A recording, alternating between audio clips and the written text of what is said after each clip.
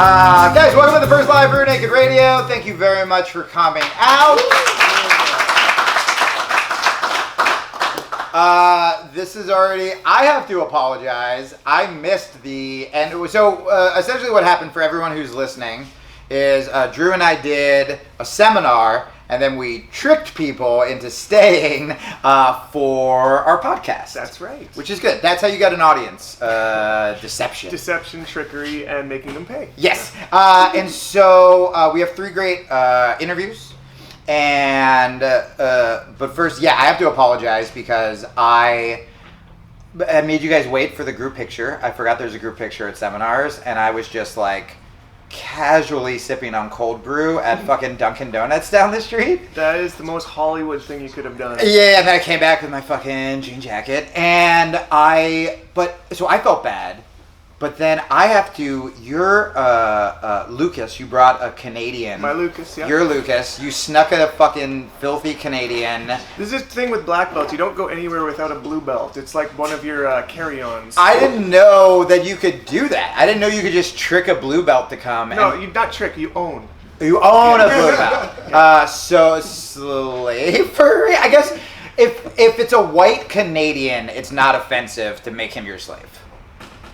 It's like pretty offensive. Okay. I'm just okay with it. Okay, fair. I'm okay with it. You're good with it. Yeah. So it's like you're owning. All right, that's fair. Well, he was ratting you out. Mm-hmm. Not even purposely. He told this as like a very casual aside where I was like, we were talking about food, and he was like, yeah. Like right before the seminar, Drew made me watch him eat 30 chicken nuggets. Correct. They were delicious. Yeah, okay, so 2 things about that. One, made you watch him eat 30 chicken nuggets was like the most disturbing thing I've ever heard.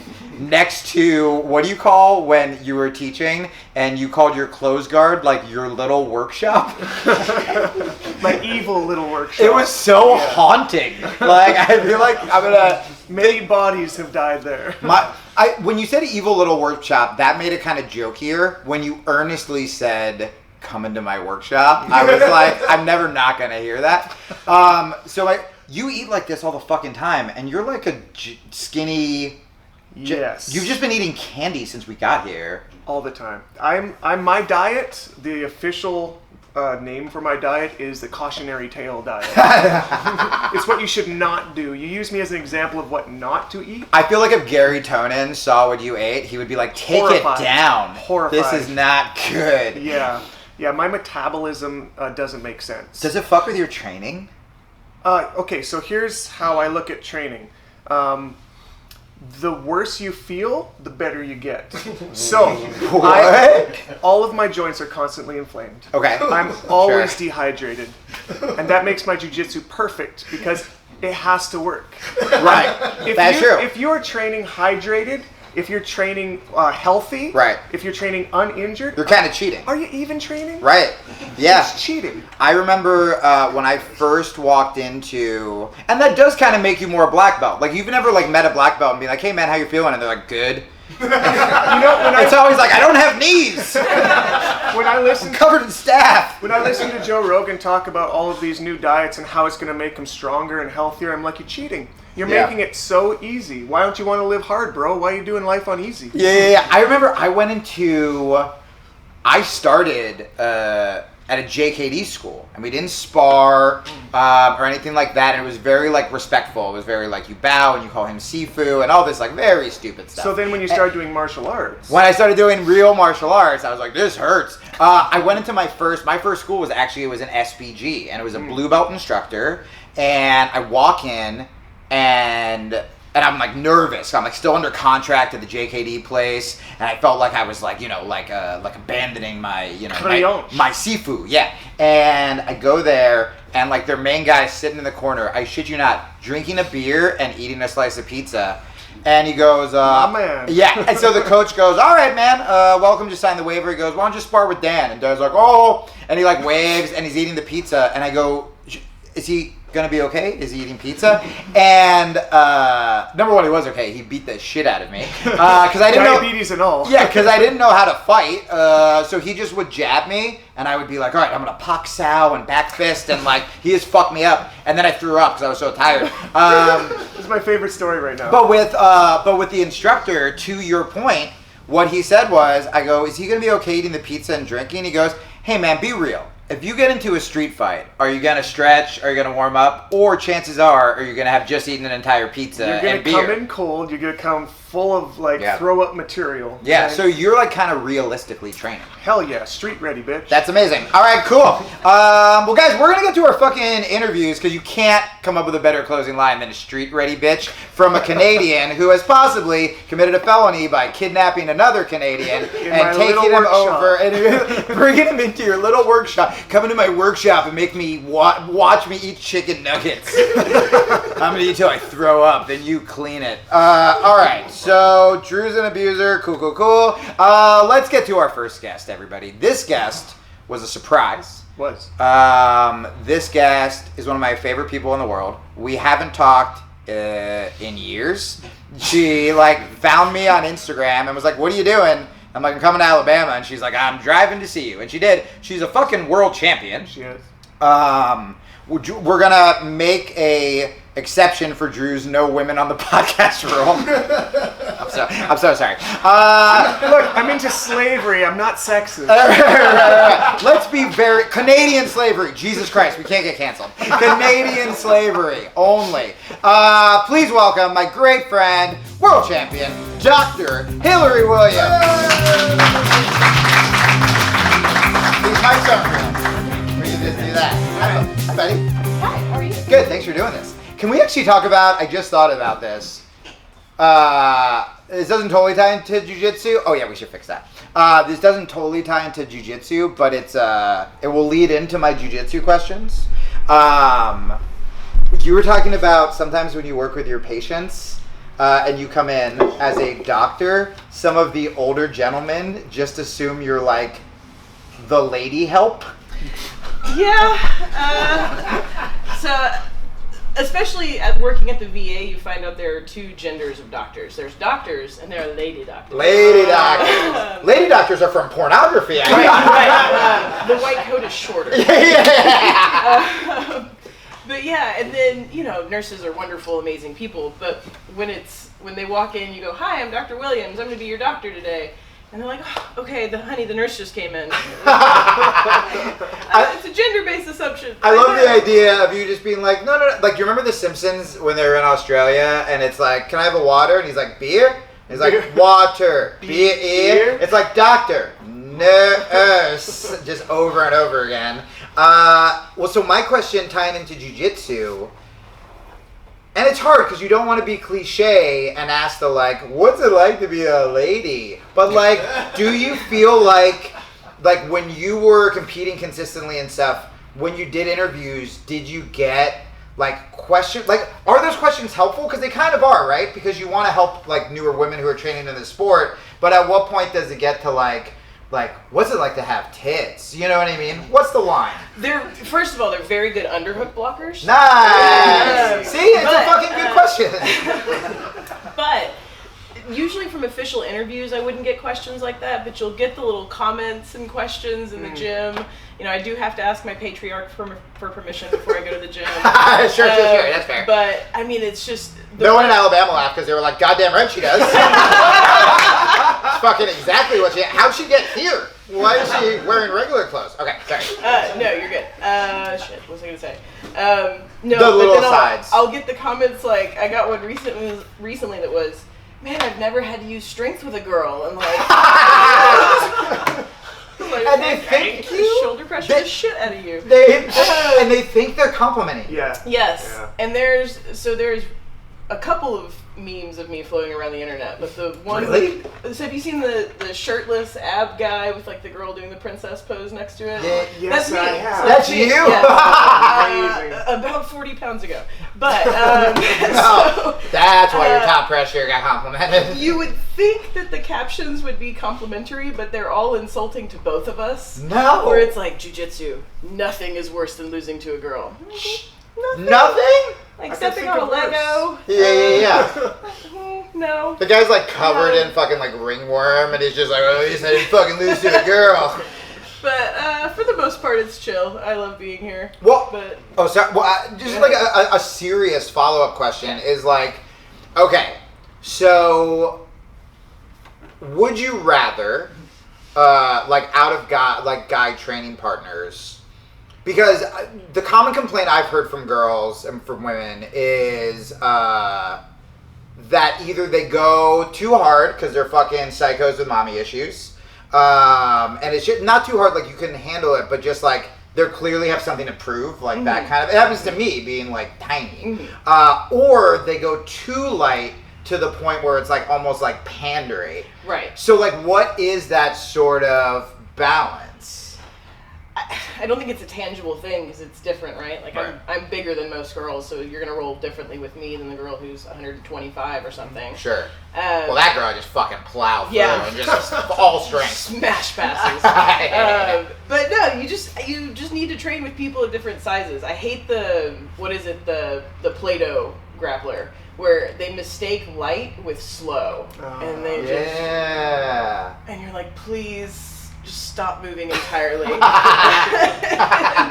It drives me nuts. But I mean, you find your crew. Same being like a smaller person in jiu-jitsu. You're probably a little bit more selective now for sure than when you started. Oh my god, because now I don't my ego is not a big deal. I'm like old. And I don't have to be like, I have to prove myself. Injuries, right? Yeah. My move is I will, if I go with a spazzy person, like I'll go once, I'll fuck him up. And then when he, like the next day, when he's like, hey bro, want to roll? And I was like, no, I'll see you in like 6 months when I need to test my street self-defense.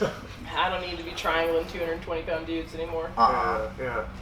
Well, what have you found has been the biggest advantage? Because you've already won the world championships. So what is the biggest advantage to you career-wise since that point? So many people don't ever get there, and their whole goal is just to get to that point. So above the top looking down, where's your plans from now?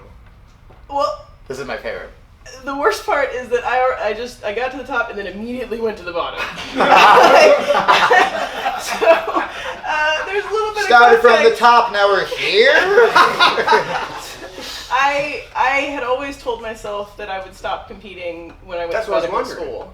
Because I just couldn't do both. I was sleeping like 4 or 5 hours a night. And so I told myself I would quit. And I was like, but I'm going to keep training. And then I allowed myself to like quit pieces by pieces by pieces, and I've actually only been back consistent probably so it was like in the a last slow year. mic drop. Yeah. A gentle placement. Part of my thing now is like tell little baby medical students, like find what you love and cling to it. Don't let it go. Yeah. But I'm happy to be back on the mats. It's just shit goes away. You forget. Yeah. Well. What is butterfly guard? You put to press pause. Yeah, I mean, are you happier doing something else that you're passionate about, and still having jiu-jitsu as sort of your place of peace, or is there part of you that you still think about the world championship thing and you're like, ugh, what a fucking... I mean, it's not like you sold out to be a doctor and save people, but do you still kind of are like, I wonder what I could have done, you know what I mean? Fucking corporate chill. Big pharma. Yeah, I guess you did so. You know, like, do you, like, are you happy with that balance, or did you just fucking become a doctor because you're like, it's too fucking hard to make a living at jiu-jitsu, even as a world champion? No, jiu-jitsu was always kind of my escape.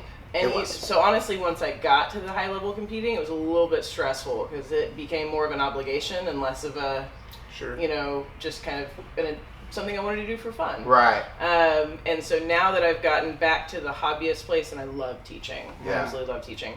And this is my sweet spot. Like, see my cute little shaky patients during the day. Yep. I treat Parkinson's. You know what? I'm so happy to hear that. I almost wish you didn't explain it so people were like, weird. They're all so cute. I'm so happy to hear that, like, hobbyist teacher is the sweet spot, because that's where I'm at and I have no chance of getting to world champion. So I know I'm not missing anything. It's the best. I love it. It's the best part. Here's the last question for me is, do you think in a weird way, so people who win the world championships, they go fucking, it's their life. Even if they have day jobs or whatever, it's like they're eating, breathing, everything jiu-jitsu, that's how you win. Do you almost think that you having this other life in a weird way helped you, maybe not physically, but like took some of the mental edge and pressure that competitors put on themselves, and like that actually played to your advantage? Probably. Now, granted, I am a ball of anxiety in general. Sure. We so all are. even if that's not what's stressing me out about it, I will find another way to stress about it. Don't you worry. Black belt anxiety. But no, it was nice to always have that, and I think I knew since I was a teenager that I wanted to be a doctor. I just didn't figure out what kind. Awesome. You fucking sellout.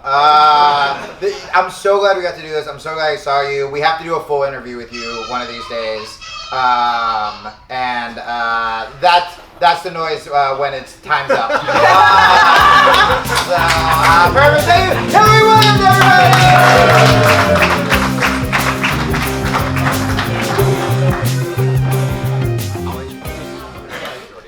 Sure, yeah.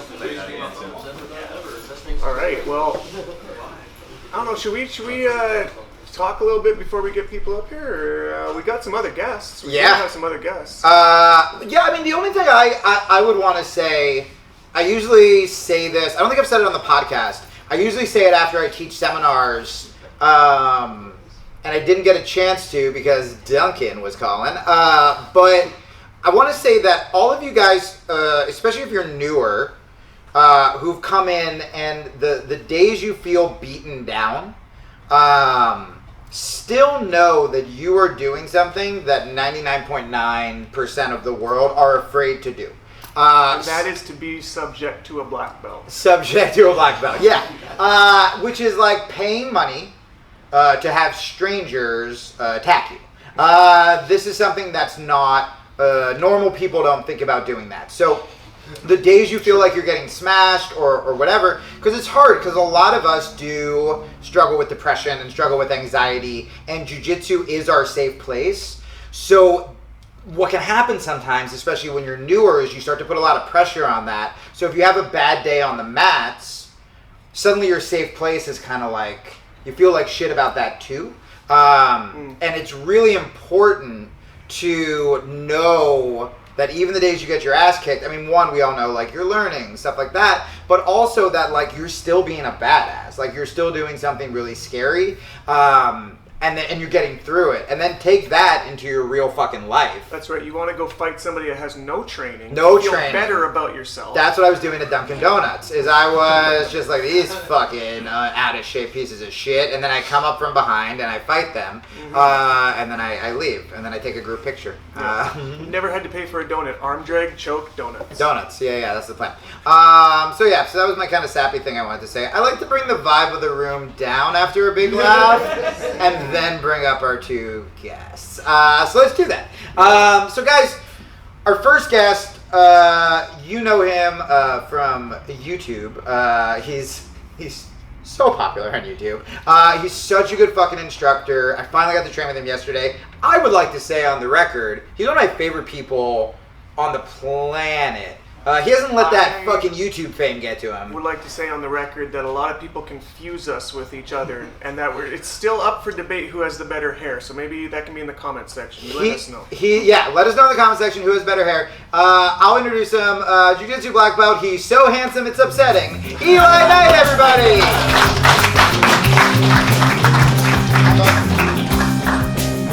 We gotta get. I like that fucking casual hangout vibe, but also that's gonna fuck your shot, right? If we have someone over there. Yeah, no, let's just do the one at a time, I guess. Well, I mean, we're gonna be doing a fight companion later tonight, live with everybody. Oh, they're not gonna hear this till Monday, and they're gonna be very confused. That's okay. We'll still put it up. Let's only promote stuff in the past. Hey guys, I did Conan 8 years ago and haven't been invited back. If you want to check that out on my YouTube. You're not too late. You're not too late. 1994, UFC 1. Oh boy. Hi, buddy. How's it going? We have so many questions to ask you. I'll let Drew start because you guys are both popular on internet and have the same. Yeah, I'll just fucking take my troll widow's peak and slowly scoot back. I can't move this. Oh, so, Eli. Drew. Fighty stuff. Yes. The shirt you're wearing. So good. So good. First of all, just from a meme creator standpoint, I love the shirt. Your content is different than a lot of Brazilian Jiu-Jitsu content in that it is, I wouldn't say primarily, but particularly it focuses more often into self-defense, how to use fighty stuff using Jiu-Jitsu. That's why it's a perfect word, because sometimes I'll go to teach a seminar or a class or something, and it's not exactly BJJ, whatever that even is anymore. It's, it might be something more like standing clinch work. It might be something more striking based. And so it got to kind of a point of conversation between like me and my daughter and me and my girlfriend. It's like, I'm doing fighty stuff this weekend, and my daughter's like, you have to go do fighty stuff tonight, or we doing this. And so it just, I'm trying to make that a thing now. Good. You should. Right. I hate when people try to be like too tough. Like, you gotta make it like, it's a little kid, we're doing fighty stuff. We're still rolling around with our fucking friends. Yeah, dressed up in spandex and That's right. or pajamas, and you gotta keep it We're a chair shot and a heel turn away from WWE. Yes. You know what one of my favorite things about your content, though, is because you branch out into areas that a lot of sport jiu-jitsu doesn't ever want to touch. From the meme maker in me, the troll, the sardonic humor side of me, is I love going into your comment sections afterwards because you bring in people from other martial arts that have no damn idea what you're doing, shit talking you about what you're doing, and it's so much fun. Krav Maga is my favorite. Continue. Drop it at Krav Maga.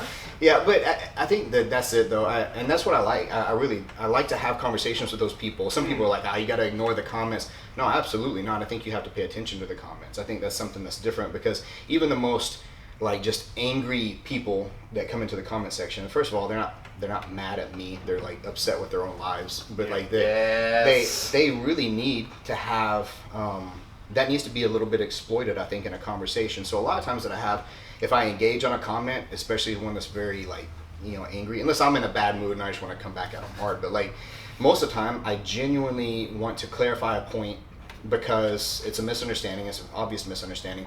Even if it doesn't change that person who made the comments mind, I think that there's value to be had from somebody watching that conversation, watching that interaction take place back and forth. Yeah, I love what you said about, like, you're clearly not mad at me. I almost did, like, the old, like, slam poetry, like that. I got so into it. It's true. I remember this guy tried to fucking fight me on a plane pretty recently, and I was trying to be like, hey, man, it's okay. Like, we're good. Like, I bumped into him when I was getting my bag, and he was legitimately trying to fight me, and I finally had to look at him and go, who is this about? Because it's not me. You know what I mean? Like, who are you really mad at? And I think that, and by the way, I made a video for you, and I, without even thinking about that, went on a spiel about unrealistic self-defense. So either feel free to delete it or rest in peace your comment section.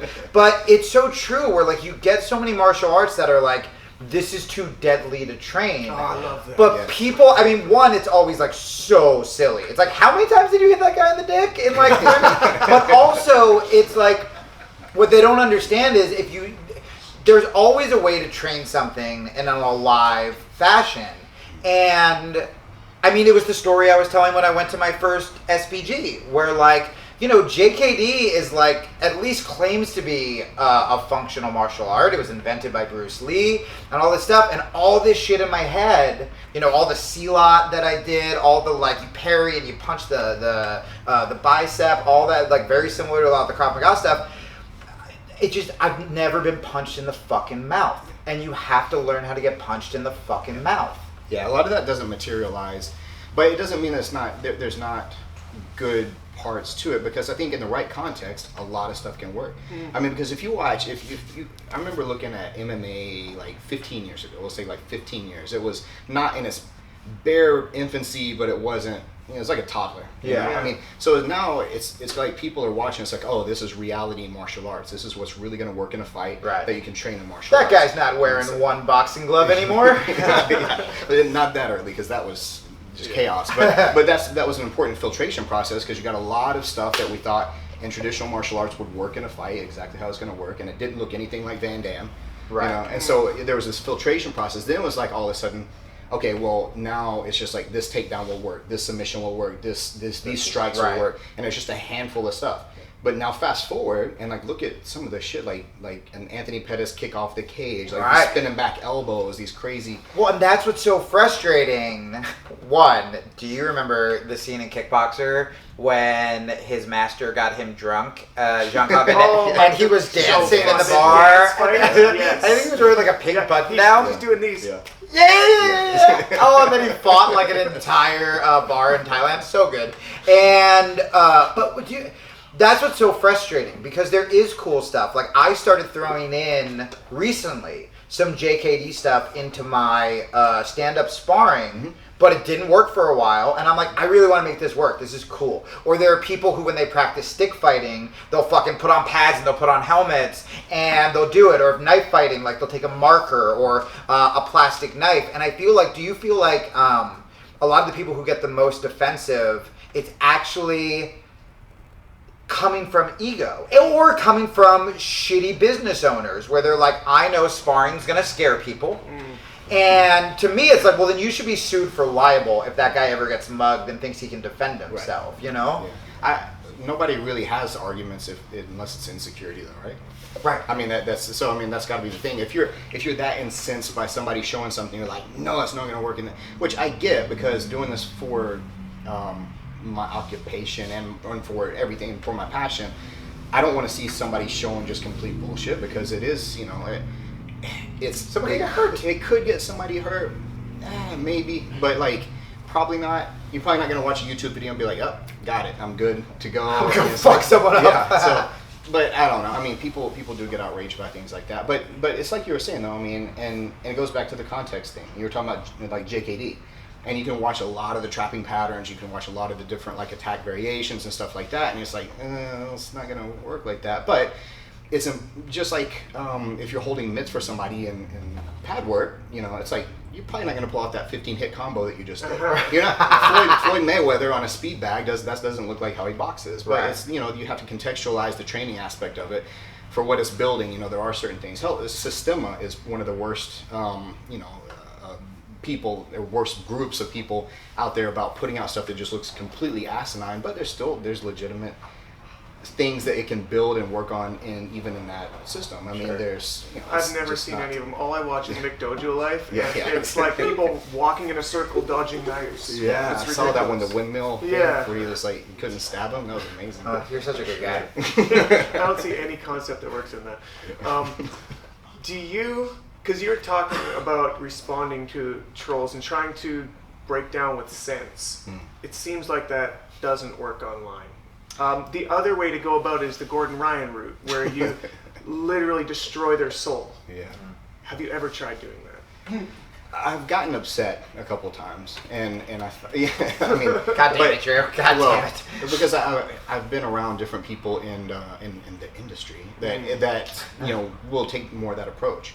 But I think, at the end of the day, that doesn't accomplish anything. It makes you look like a bigger asshole. It's like the way you're going to win an argument in a comment section, if there's such a thing as winning an argument in a comment section, is by being the good example and by changing somebody who's watching that from a third-party perspective. It's such not a an good interchange point. between those two people. It's rare that the person comes back and is like, yeah, you made a good point. You've bested me, sir, and I'm done. So Right.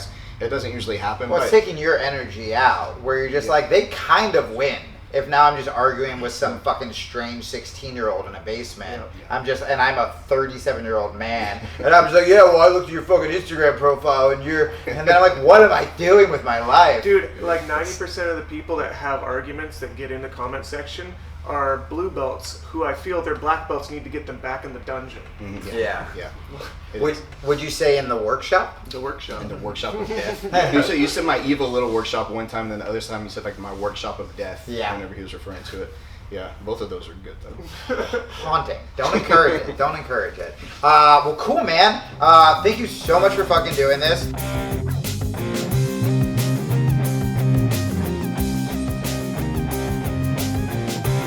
Hey guys, so there's a little bit of technical difficulty during the live recording of the podcast, right at the end of the Eli Knight interview and cutting off the beginning of the Brandon McCaffrey interview. But here he is. I bring to you BMAC, Brandon McCaffrey, 10th Planet Black Belt from 10th Planet Decatur. You know what's kind of a funny through line between you and Eli was coming from different martial arts before you started jiu-jitsu. You had a black belt in a different martial art before you started jiu-jitsu. How did that work out? Well, kind of. So, situation is, I was a fat person. I was very large. And, they just give black belts for being fat? No. not just for being. Not just for being. Drew's gonna need it in about 10 years when his metabolism stops. Drew's diet goes way down. But my wife was like, yo, I signed us up. Well, she didn't say yo, but she said, I signed us up for martial arts class, signed us up for MMA classes.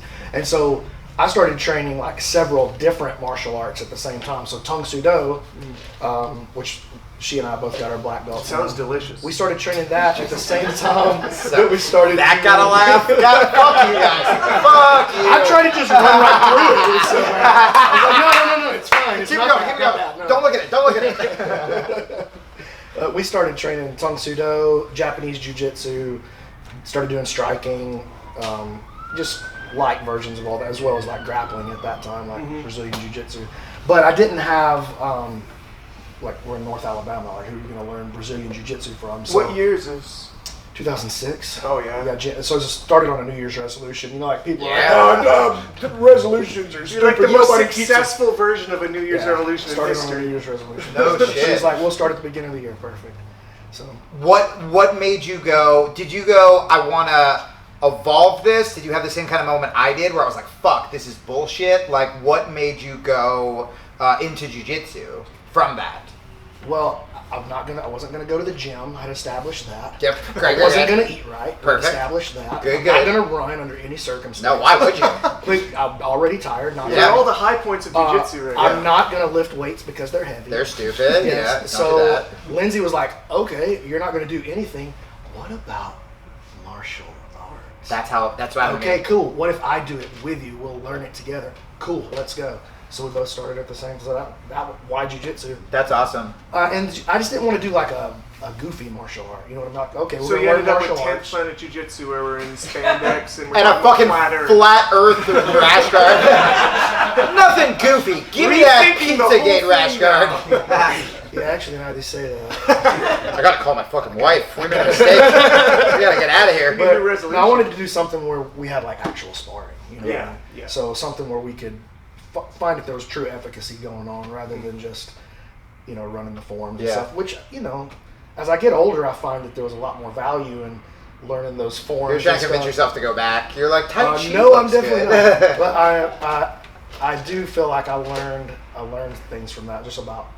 I was so out of shape and unathletic when I started. I think that's one of the things when people talk about resolutions, and I don't know, sometimes I get people from my podcast who don't do jiu-jitsu who check this podcast out, or people who haven't trained before. It is so fucking important to find something you love. And this is with diet. If you want to go vegan, but you just take away the stuff you used to like and you're just eating like plates of arugula, you're going to be miserable. You have to find food you love. And it's the same with working out, where working out can fucking suck. Working out can also be the most rewarding thing in the world. So same with me. I went on the road. I was doing stand-up. I got super out of shape. I was smoking and whatever. And every time I went to the gym, I was just fucking miserable. But then I was like, I remember watching Van Damme dancing in a Thai bar, and like, I love martial arts, where I'm like, if I'm gonna work out, I want to learn a practical skill or something cool, something you can get excited about. I don't think I knew that I wanted to learn martial arts. I think it was, okay, Lindsay and I are going to do it together. It sounds cool. Right. I didn't know that I was going to get addicted to it, though. Yeah. And so that's what really happened. Like, I didn't sign up because I wanted to be a world champion. I didn't even really know people compited. Right. Like, I didn't know that was a thing. I signed up because I was out of shape. And then I was telling Eddie last weekend, I was like, man, I signed up, like, there was just a little chunk that signed up just to get in shape and do something. And now I'm expected to defend myself against, like, legit beast every night. This is not what I signed up for. Right. I have a question. So, 10th Planet. They found us. Yeah, it finally happened. Yeah, as sirens go by, I was like, hey guys, if you want to take a second to hide everything, you go for that.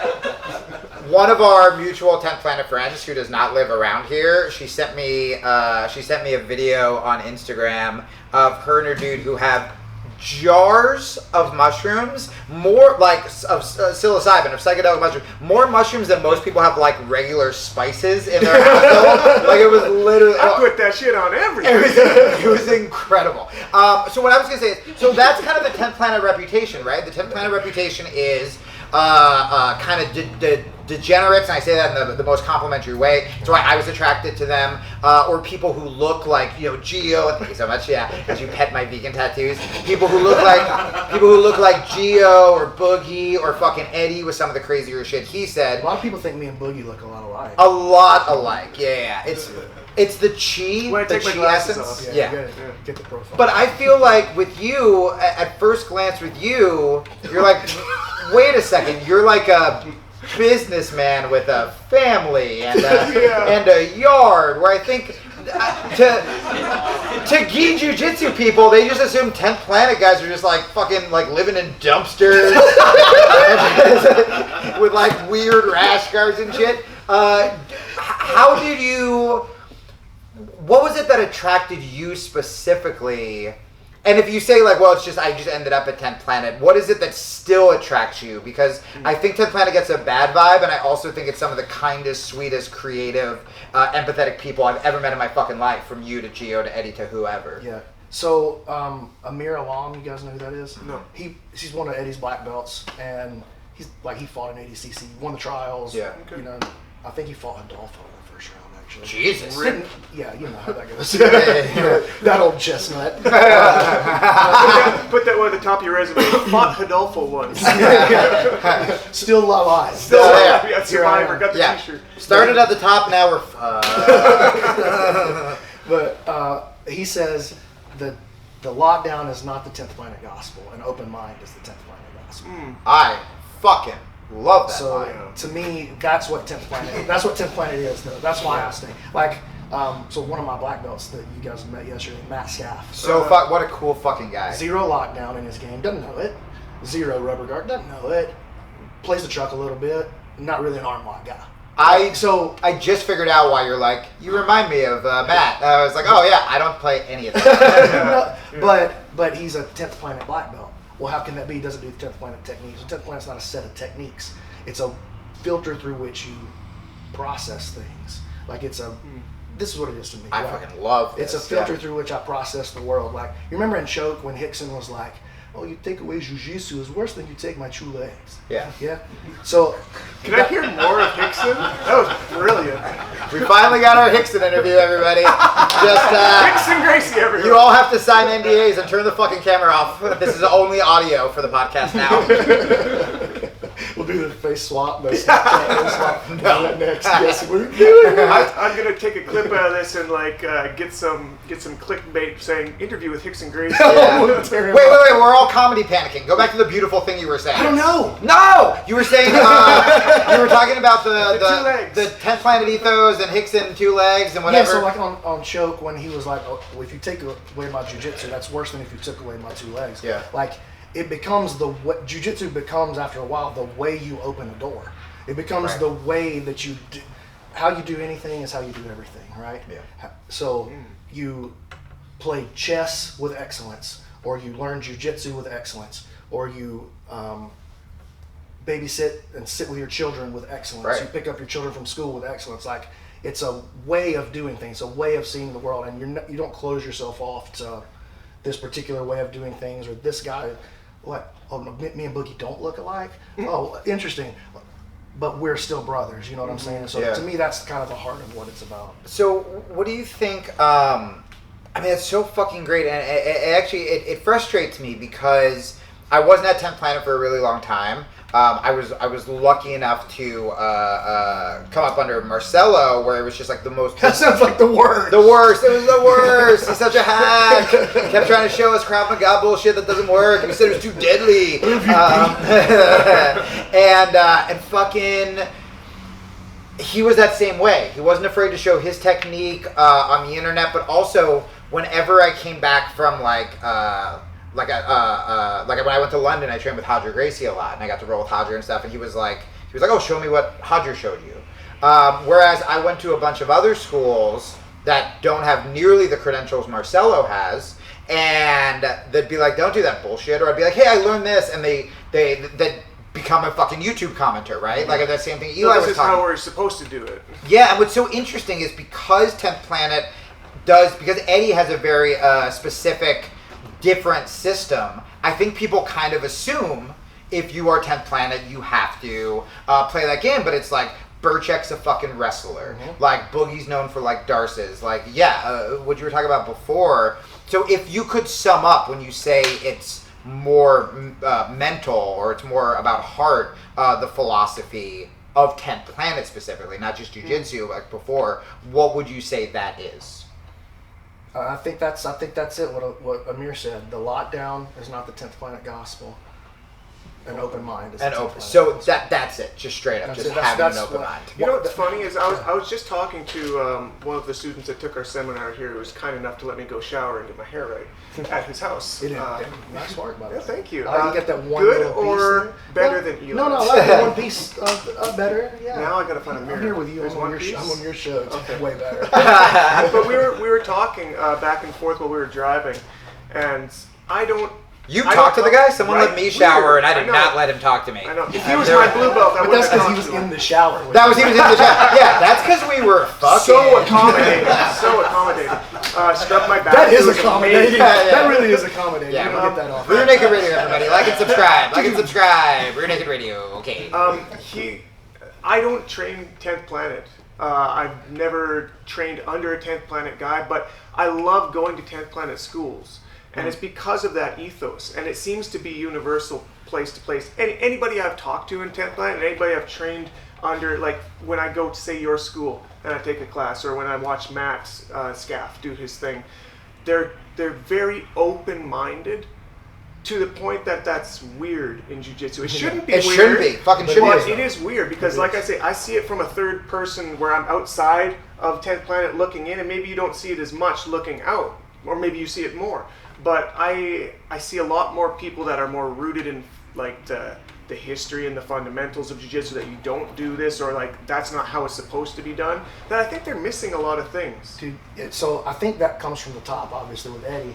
But where does Eddie's come from?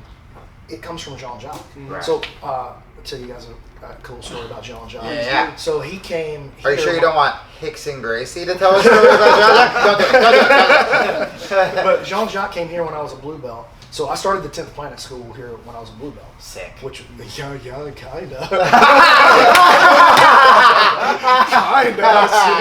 Sick in some ways. But Jean-Jacques came and he spent the weekend with me.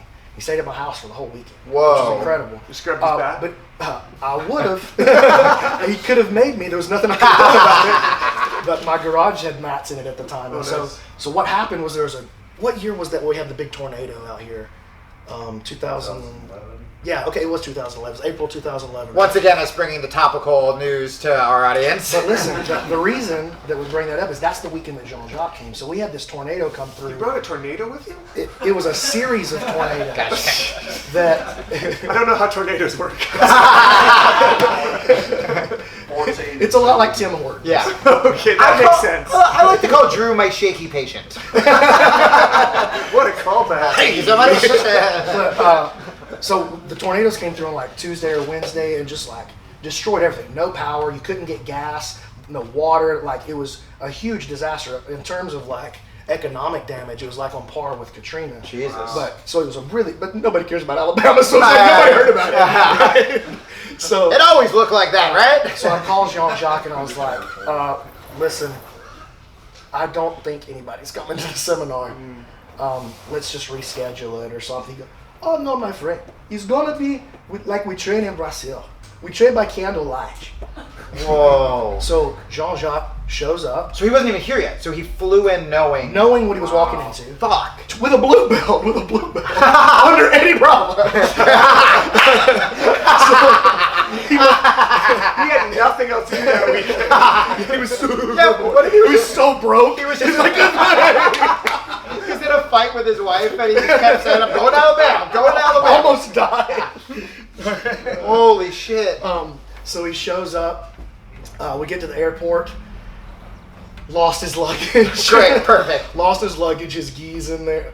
We were doing a gis. Whoa. One day gi, one day no gi. We Okay. couldn't do 2 days gi. Fair. So, lost his luggage, doesn't have his gear, his rash guards, anything like that. Oh, that's no problem. We'll just go to the hotel. We'll come back and get it when they find it. Oh, no, I'm sorry. All the hotels are canceled because there's no power, no water, nothing. We'll bunk the kids up together. Jean-Jacques, how you feel about sleeping on Star Wars sheets in a twin bed? He said, my friend is no problem. So he's sitting at the table having dinner with us. We're grilling shit because we had to grill all the meat that we had in the freezer because it's gonna spoil. Oh my God. That So sounds grill up all the delicious. meat. Me and Jean-Jacques are like on the grill, we're working it out. I'm terrible at grilling, but he's all right. Okay. We get to the table, we're eating, and he's there with my daughter's like 2 or 3 at the time. Oh, open here come the airplane, come to your mouth. So he's feeding her, and then he's like, Keller, my son, he was like 7 at the time maybe. Keller, what are you gonna be when you grow up? And Keller's like, I'm gonna be whatever it was gonna be at the time that day. Yeah. And he goes, no, Keller, you're gonna be a legend. And so for the next like 4 years, if anybody, when you see a little kid, oh, what are you gonna be when you grow up? For like 4 years. What are you going to be when you grow up, Keller? I'm going to be a legend. So, phenomenal impact on my family. Amazing. Oh my God. So wait, Now he's like, I'm going to be on Twitch. such high TikTok, expectations baby. for himself. I feel like he has to be a legend or he's gonna get depressed. That gave me fucking chills. No, it's super cool. So what was training with him? Because I don't know a ton of Jean-Jacques stories. I know that he was notorious for having an eye. So apparently this got around Marcelo's place, that he saw Marcelo in Brazil when he was a purple belt. And he came back, and at the time, Marcelo, his wife, was a black belt when Marcelo was a purple belt. And she was like the big competitor and stuff like that. And apparently Jean-Jacques got back and he was like, maybe it was he told Eddie or whatever, but told somebody, I saw this purple belt down in Brazil and this kid's going to be, everything. And it was Marcelo. But training, I mean, it just sounds like he has the most wonderful spirit. But training-wise, did that come through, or was there something different about him that rubbed off on you? Yeah, for sure. So we'll bring it back full circle then. So matted out in the garage, blue belt. Yep. I know nothing. Yeah. Right? I mean, he could have been such a diva piece of shit to you if he wanted to, and he would have been right. Yeah, like, I was probably more diva over the weekend than he was. So we're got out the best training, Star Wars sheets on and it. He's like, we're training. He's basically just amusing me as we play. Yeah. And I tried to, John, did I do that right? He goes, hey, my friend, in jiu-jitsu there is no right or wrong. There's only easy or hard. And so, like, there is no right technique. There is no wrong technique. There's what my opponent offers me. Like, and Josh Waitskin, one of your homeboys. Yeah. So he had something in the Art of Learning where he said, here's how I describe Real quick, just for everyone listening, if you don't know Josh, so Josh was Marcelo's first black. I was there when he got his black belt. He was his first black belt, but he's also the chess movie, Searching for Bobby Fischer, was based off of Josh. And then the book B-Mac's talking about is he wrote this book, The Art of Learning, that, I mean, he doesn't really do interviews or anything, but Tim Ferriss always hypes him up. He's incredible. But I have The Art of Learning. I actually haven't reid it yet, so I just wanted to explain. That's like my Keep going. Desert Island book. No like shit. I can only have one. I'll read it when I get home. Okay. He's like, yeah, it's my best friend. I don't know the book. Yeah. Oh yeah. I always, whenever like I'm friends with someone first, and then they're like, "Hey, you want to watch my stand-up set?" Dude, And it's I- hard to consume your friend's content. Well, because then you hate 'em 'cause you're they suck. terrified it's gonna be bad. Yeah, that's what I mean. You're really scared it's gonna be. Yeah. Terrible. What was this? Oh yeah, about Josh. So there's a quote that he gave from like a Tai Chi essay in that book. How he describes Tai Chi, and I think this is the way that Jean-Jacques was trying to describe Jiu-Jitsu to me with that. So the Tai Chi quote is, if my opponent does not move, I do not move. At my opponent's slightest movement, I move first. That's so good. That's so good. That's kind of what I believe, I guess, about Jiu-Jitsu. I know a little bit further in your story about training because we've talked quite a bit. And I really want to get on the podcast. One of the cool parts about being in a new area that Jiu-Jitsu hasn't really spawned out of yet, and especially being one of the first ones to start that process, are people wanting to fight you. Yeah. And you had that type of experience growing up in Jiu-Jitsu as you're going up through the belts, having to prove yourself, which I think is really a priceless thing to have. I kind of wish more people would come fight me at my gym, but jiu-jitsu's popular now. When jiu-jitsu's not popular, tell us how that worked out. Well, so our second location, so we started out in the back of Webster's Karate, which was great. That's the Tong Soo Do school that we started out. Right. And he was the guy that ran that place was actually a really great grappler. He wasn't ranked in Brazilian Jiu-Jitsu, but strong grappler, and learned a lot from him. Had a great experience there, but we kind of outgrew it. Yeah. So we had to move into the next spot. So the next spot we moved into was not the one that you guys just saw. Yeah. We moved into a workout facility, like a 24-hour fitness kind Oh, of place. perfect. Oh, And we had a yoga room. Gronk factory. Yeah, we had the old yoga room, about 900 square feet like this. Yeah. And the door closed, we padded all the walls, and that's where we trained. Let's go. Let's all get hyped up on muscle milk and fuck up the jiu-jitsu guy. Yeah, every day. Oh, every day. jeez. And so, yeah, we got a lot of good encounters. Yeah, like one of them went viral. In the community. That's where that was. So I got a YouTube video that's got like 2.5 million views of me just thrashing this kid on a security camera. Whoa. Short form of the story is lots of thrashing, lots of tapping. The last one where you choke the guy literally unconscious, you wet willy him before he disappears. Yeah, I got a go-go plata on. No! And as he passes out, he just... Wow. What was that?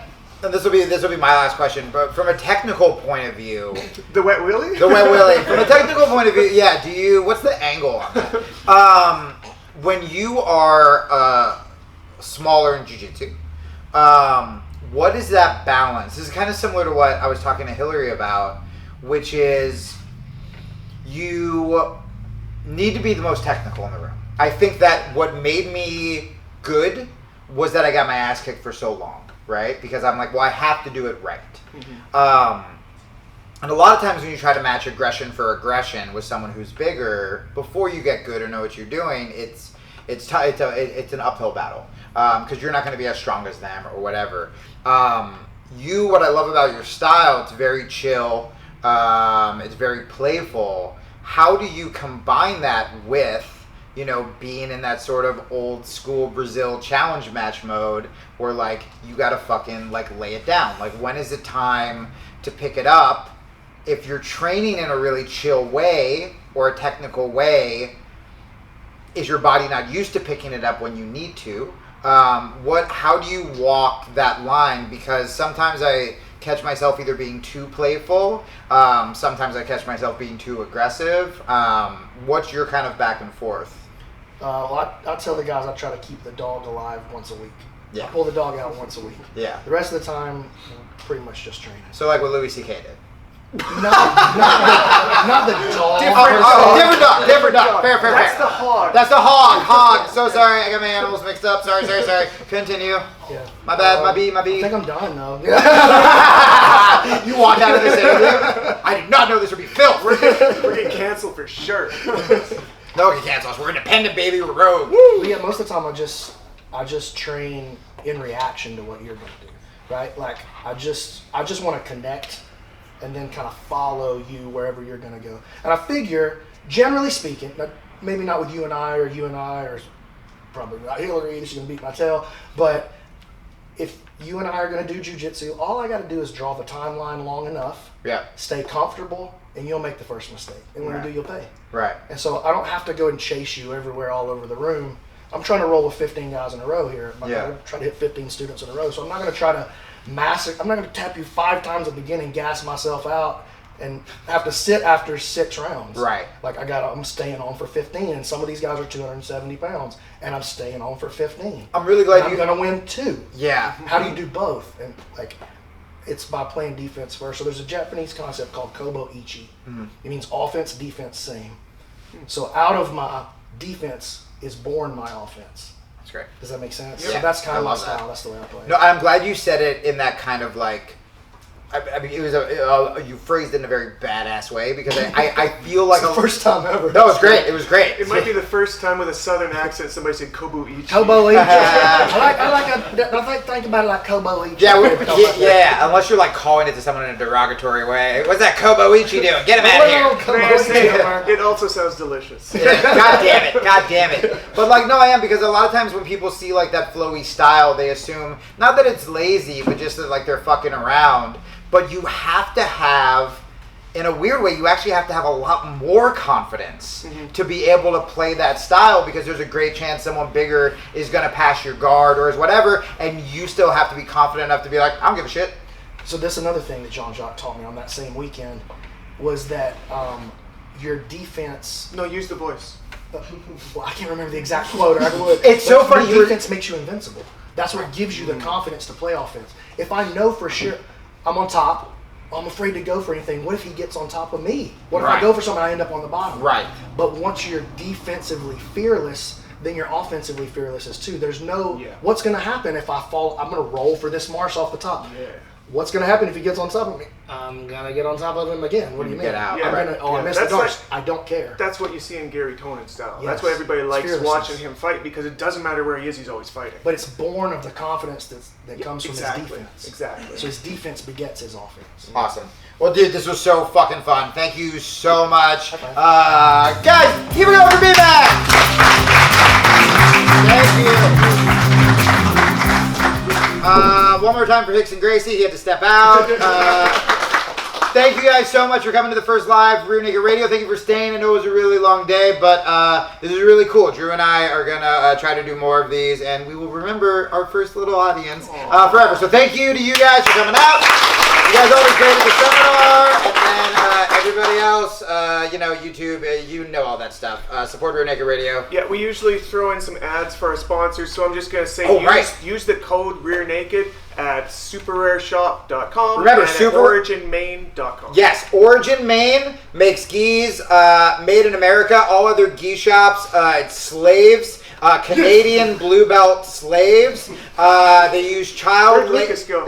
No, he's gone. They took him. If you're not getting a gi from Origin, you are supporting child slavery. And you can't be a child blue belt. No, you cannot. If you don't buy from Origin, Jocko wakes up at 5 in the morning instead of 4. That's very sad. And then for Origin, you can use promo code Rear Naked, get 10% off on everything, supplements, everything Jocko, and then SUPERARE, one of our first fucking supporters. You're supporting us. You're supporting a really dope shop. So thank you for that. And fuck it. That was the first live Rear Naked Radio. Thank you guys so much.